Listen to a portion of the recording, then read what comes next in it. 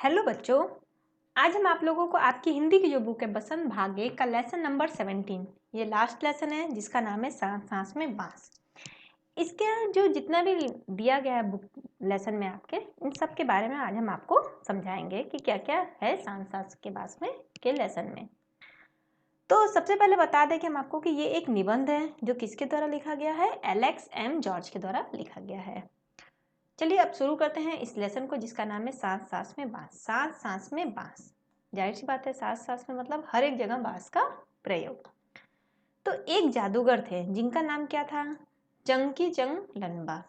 वे अपने जीवन में उन्होंने कई बड़े बड़े करतब दिखलाए। उन्होंने क्या किया, अपने जीवन में बहुत सारा ऐसा करतब दिखलाया। लेकिन जब वे मरने को हुए तो लोगों से बोले, क्या बोले कि मुझे दफनाए जाने के छठे दिन मेरी कब्र खोद कर देखोगे तो कुछ नया सा पाओगे।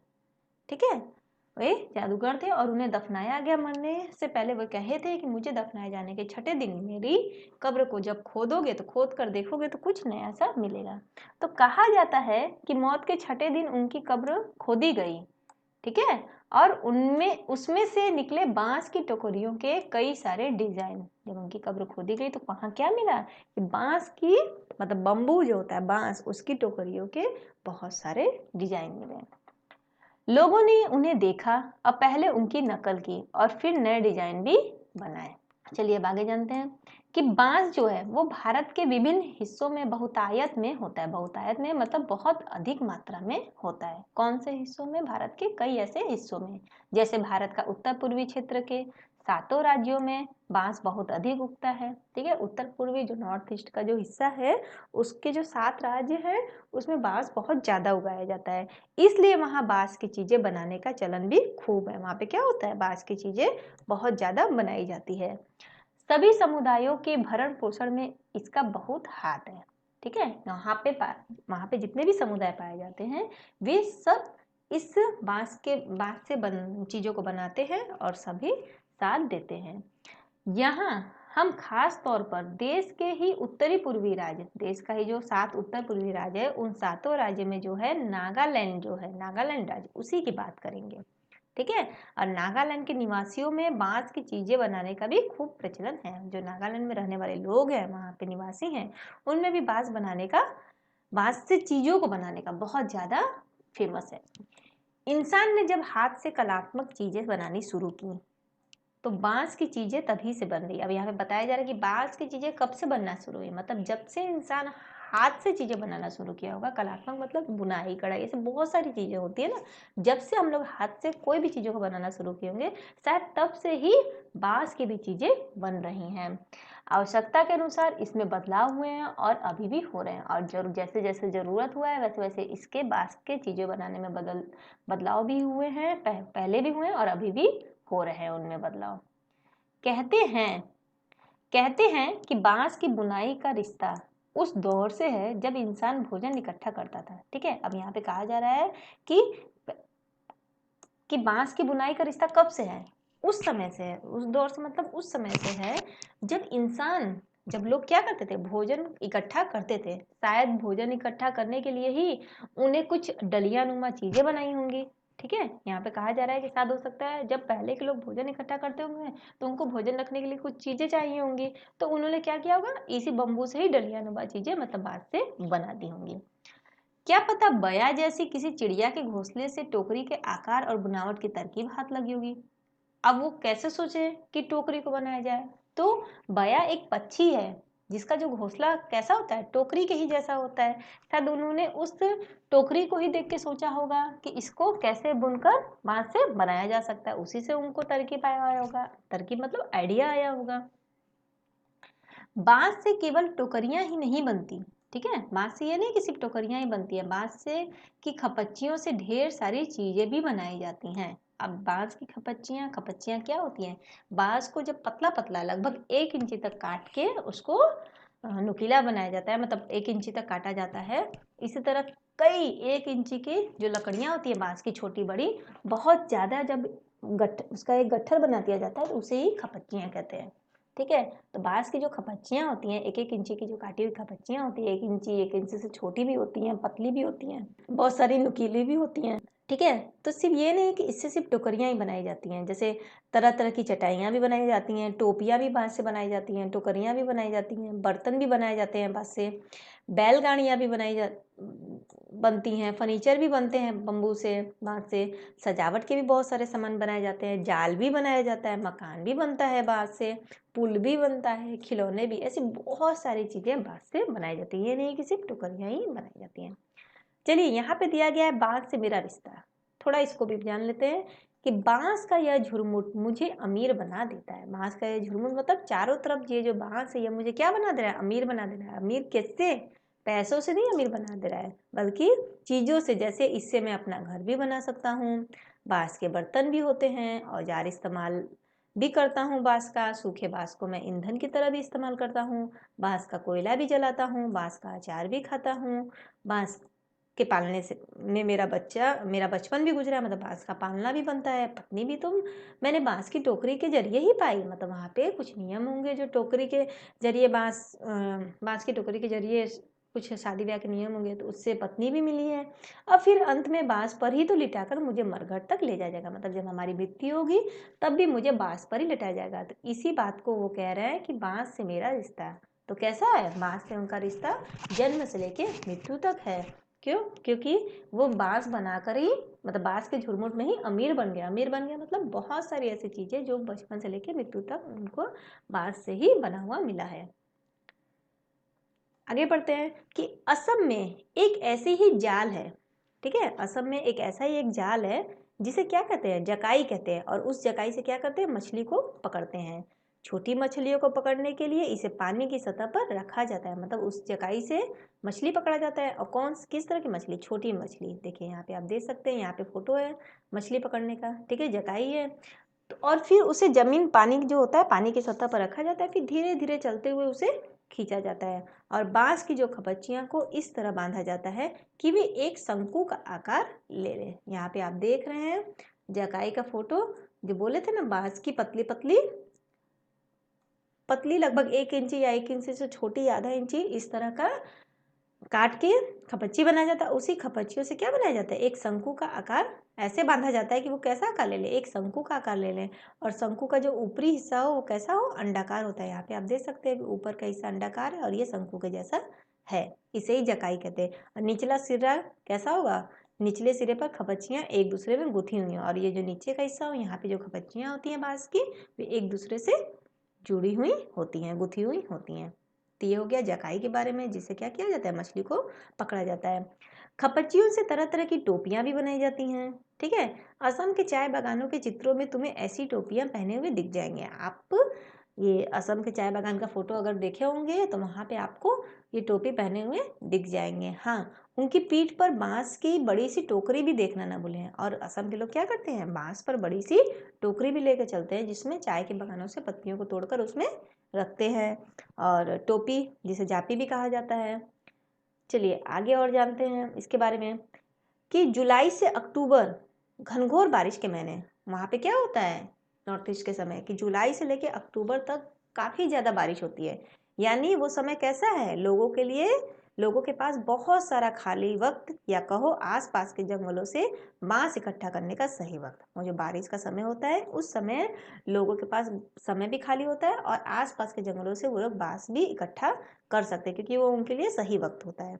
आमतौर पे वे 1 से 3 साल की उम्र वाले बांस काटते हैं। अब 1 से 3 साल की उम्र वाले बांस काटते हैं, जिसे क्या कहा जाता है? 1 से 3 साल हो जाता है बूढ़े बांस।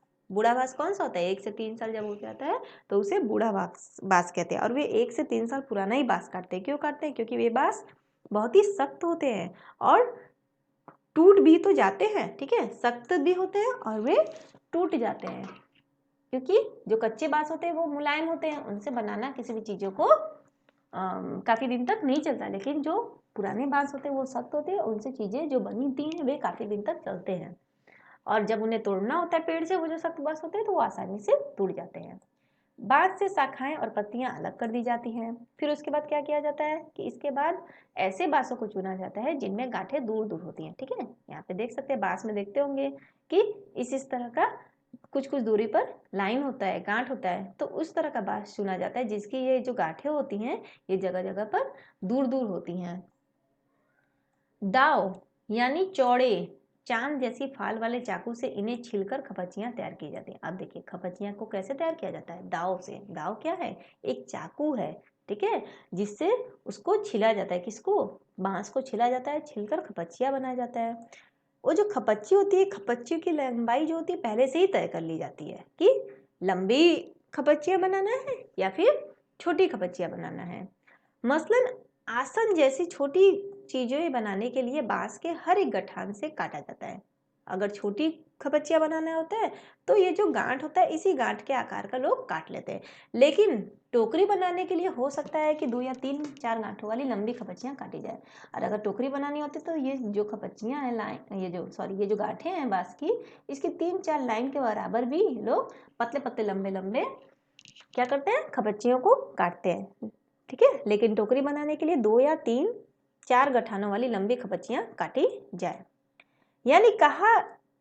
यानी कहाँ से काटा जाएगा यह टोकरी की ही लंबाई पर निर्भर करता है, ठीक है। किसी चीज को, चाहे वो टोकरी हो या किसी भी चीज को बनाना हो, उसकी लंबाई पर निर्भर करता है कि हमें कितनी लंबी खपच्चियों को काटना है।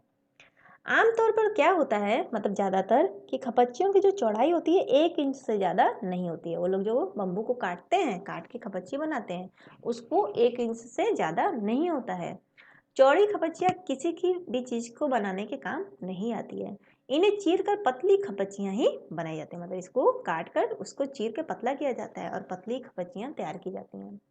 पतली खपच्चियां काफी लचीली होती है। अब उसे पतली क्यों बनाई जाती है, क्यों, क्योंकि वो लचीली होती है। और खपच्चियां चीरना बहुत ही उस्तादी का काम होता है, मतलब बहुत ही उसमें कलाकारी लगती है। हाथों की कलाकारी के बिना खपच्चियों की मोटाई बराबर बनाए रखना आसान नहीं है। इस हुनर को पाने के लिए काफी समय लगता है। मतलब जो खपच्चियों को पतला करना, और वो भी सभी खपच्चियों को जो 1 इंची से भी कम होता है, उसको बहुत सारी मतलब लकड़ियों को, बांस को काटना और काट के गट्ठर बनाना, जिसे खपच्ची कहते हैं।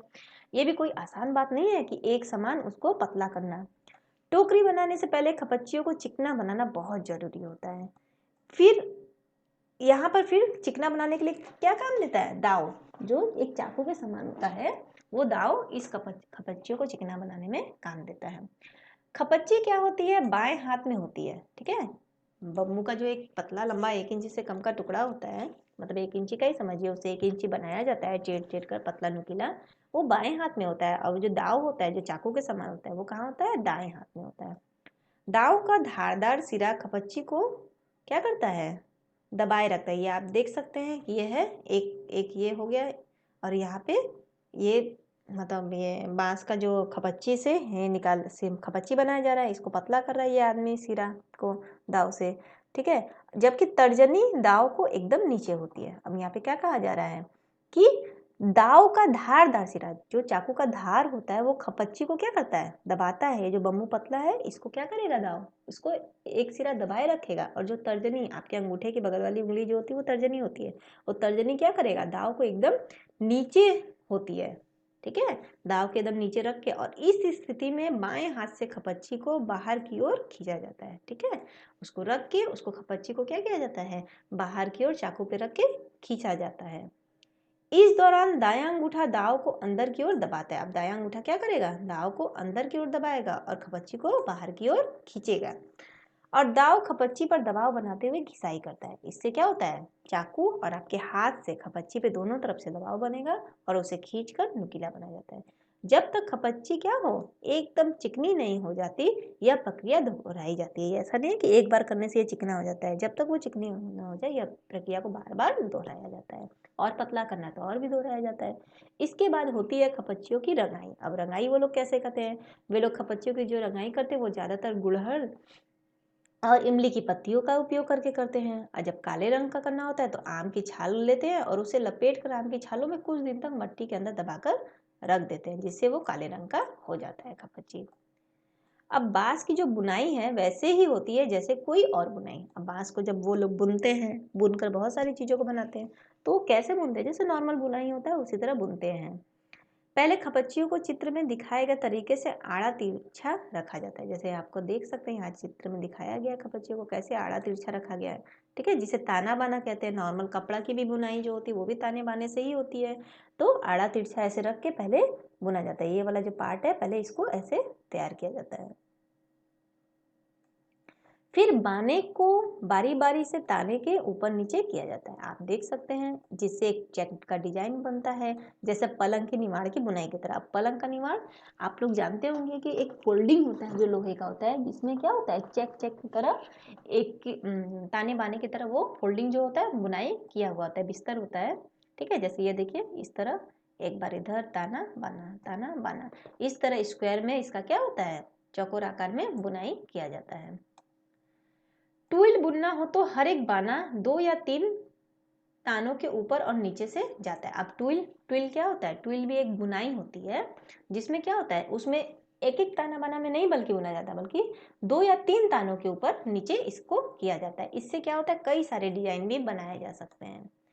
टोकरी के सिरे पर खपच्चियों को या तो चोटी की तरफ गुथा जाता है। अब यहाँ पे कह रहा है कि जब वो टोकरी बनाते हैं तो देखिए ये टोकरी पे तो इससे बनाने से तो ये नुकीला है, या तो इसके सिरों को क्या किया जाता है ऊपर की तरफ के पार्ट को गूथा जाता है, या यहाँ पे देखिए लिखा हुआ है, या फिर कटे सिरे को नीचे की ओर मोड़कर फंसा दिया जाता है, जिससे हमारी टोकरी तैयार हो जाती है। जैसे आप देख रहे हैं यहाँ पे, या तो इसको यहाँ पे गूंथ के बांध दिया जाता है, या तो इसका जो कटा हुआ सिरा होता है इसको नीचे की तरफ घुमा के फंसा दिया जाता है, जिससे ये बुनाई हो जाती है, टोकरी तैयार हो जाती है।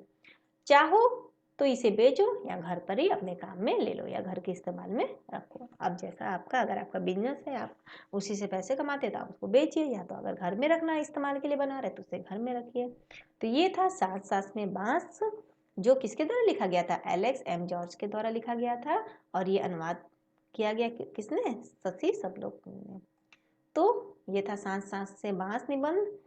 ये आपको अच्छे से समझ में आया होगा। अगर अच्छा लगा तो वीडियो को लाइक करें, चैनल को भी सब्सक्राइब करें और हमें कमेंट करके भी बताएं।